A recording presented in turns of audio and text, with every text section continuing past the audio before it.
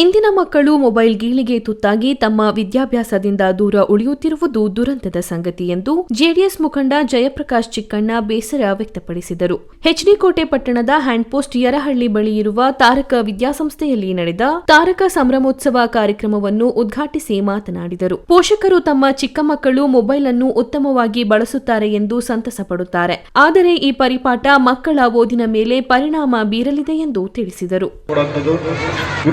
ನಾವು ಗೌರವ ಕೊಟ್ಕೊಂಡು ನಮ್ಮ ಏನು ನಾವು ಕಲಿತೀವಿ ವಿದ್ಯೆಗೆ ಅದಕ್ಕೆ ತಕ್ಕಾಗಂತ ಅರ್ಹರಾಗಿ ನಾವು, ಯಾಕಂದರೆ ಓದೋದು ಒಂದು ಅವಿಭಾಜ್ಯ ಅಂಗ, ಆದರೆ ನಾವು ಏನು ಕಲಿತೀವಿ ಮತ್ತೆ ನಾವು ಹೇಗೆ ನಡೀತೀವಿ ಅನ್ನೋದು ಕೂಡ ಬಹಳ ಮುಖ್ಯವಾಗಿರುತ್ತೆ.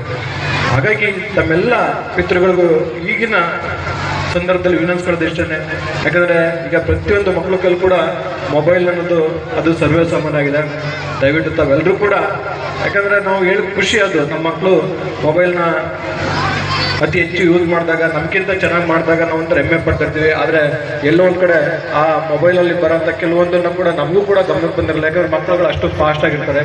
ಹಾಗಾಗಿ ಅದರಿಂದ ಸ್ವಲ್ಪ ದೂರ ಇಟ್ಟು ಮಕ್ಕಳುಗಳಿಗೆ ಎಲ್ಲರೂ ಕೂಡ ವಿದ್ಯಾವಂತರಾಗಿ ಮಾಡಿ, ಯಾಕಂದರೆ ಹೆಣ್ಣೊಂದು ಕಲೆಂದರೆ ಗ್ರಾಮ ಒಂದು ಉದ್ಧಾರ ಆಗಿ ಕುಟುಂಬ ಉದ್ಧಾರ ಆದಂಗೆ ಹೇಳ್ತೀವಿ.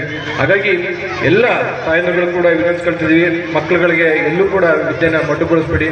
ತಾವೆಲ್ಲರೂ ಕೂಡ ಶುಭವಾಗಲಿ ಎಲ್ಲ ಮಕ್ಕಳುಗಳು. ದೈಹಿಕ ಶಿಕ್ಷಣ ಸಂಯೋಜಕ ರಾಮ್ ಪ್ರಸಾದ್ ಮಾತನಾಡಿ, ಮುಂದಿನ 2 ತಿಂಗಳಲ್ಲಿ ಎಸ್ಎಸ್ಎಲ್ಸಿ ಮತ್ತು ಪಿಯುಸಿ ಪರೀಕ್ಷೆಗಳು ಬರುತ್ತಿದ್ದು, ವಿದ್ಯಾರ್ಥಿಗಳು ಅಂಕಗಳಿಗಾಗಿಯೇ ಅಂಟಿಕೊಳ್ಳದೆ ಸಮಾಜದಲ್ಲಾಗುವ ಹಾಗೂ ಹೋಗುಗಳನ್ನು ಗಮನಿಸುತ್ತಾ ಸಾಮಾನ್ಯ ಜ್ಞಾನವನ್ನು ಬೆಳೆಸಿಕೊಳ್ಳುವುದರ ಮೂಲಕ ಸಮಾಜದಲ್ಲಾಗುವ ಏರುಪೇರುಗಳನ್ನು ಎದುರಿಸುವ ಛಲಗಳನ್ನು ಬೆಳೆಸಿಕೊಂಡಾಗ ಮಾತ್ರ ಆತ ಉತ್ತಮ ವಿದ್ಯಾರ್ಥಿಯಾಗಲಿದ್ದಾನೆ ಎಂದರು. ಕಾರ್ಯಕ್ರಮದಲ್ಲಿ ತಾರಕ ವಿದ್ಯಾಸಂಸ್ಥೆಯ ಸಂಸ್ಥಾಪಕ ಅಧ್ಯಕ್ಷ ಸುರೇಂದ್ರ ಡಿ ಗೌಡ, ಕಾರ್ಯದರ್ಶಿ ಸಿವಿ ನಾಗರಾಜು, ಪುರಸಭೆ ಸದಸ್ಯರಾದ ಹರೀಶ್ ಗೌಡ, ಪ್ರೇಮ್ ಸಾಗರ್, ಕವಿತಾ ಸುರೇಶ್, ರೈತ ಸಂಘದ ನವೀನ್ ಕುಮಾರ್ ಉಪಸ್ಥಿತರಿದ್ದರು.